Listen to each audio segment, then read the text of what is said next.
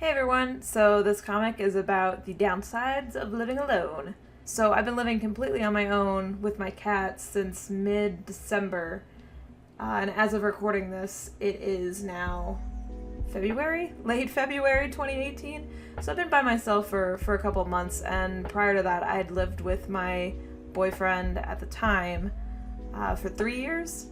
But after we split up, I have taken over the lease completely by myself, and I'm gonna write it out until May.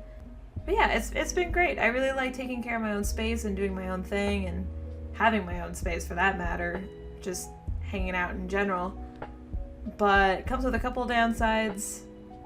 Being alone, being easily spooked, having to take groceries up by yourself. Some people will say take multiple trips to bring your groceries up, but I say no to that. Not in the middle of the winter, in the Midwest winter, and not certainly on a top floor apartment. So I strong arm that like crazy. Another downside is forgetting whether or not I turned my hair straightener off or like left the AC or the heat, in this case, the heat running, because I don't like a high electric bill. Another downside is dealing with critters on your own that happen to wander in. I'm not particularly scared of spiders. I can deal with them. I don't like whenever they run super fast and I can't catch them, but for the most part I can get rid of them pretty easily. The portion of this comic that has me fighting a spider is actually based off of a true story that happened not too long ago. It was like a couple weeks ago.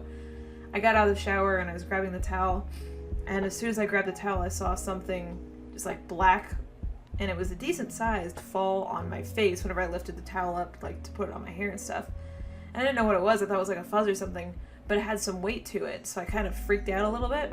I had touched where the black spot had been and just shook my head, and as soon as I shook my head, this giant spider, not joking, it's probably like the size of a $50, fell on the floor, and I freaked the heck out. I don't know, it didn't bite me or anything, nothing crazy happened, it just startled me because I'm freaking butt naked just out of the shower, vulnerable, and this giant spider falls on my face.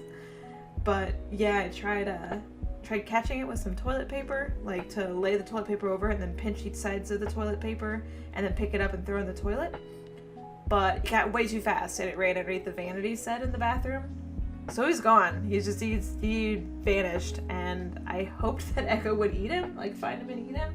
She never did, to my knowledge. So I just have a giant ass spider crawling around in my apartment. I'm sure there are multiple ones, but one that I definitely know of that spooked the heck out of me. I know, it's nice to live by yourself though, minus the spiders falling on your face and having to carry groceries up by yourself. Sometimes it's kind of quiet and lonely, but for the most part, like, it's really nice. It's just nice to have your own headspace and your own physical space, you know? Like, you can come home from work and decompress and not have to worry about if somebody who you live with is in a bad mood, and if you want to just veg out and not have to hear anything, like being blasted in the other room, or just, I don't know, you don't necessarily have to interact with anybody. And I like hanging out with my friends and my boyfriend now, and like my family and everything, but sometimes it's just really nice to have your own time, you know? And living by myself has been just that. It's been fantastic, and I'm really not looking forward to either going back to my folks or moving in with some friends whenever my lease is up, because the space and this time is just great. Real talk though, after my ex and I split up and he was living here for a little bit, and it was bad headspace for us both, I think, and it was bad energy all around.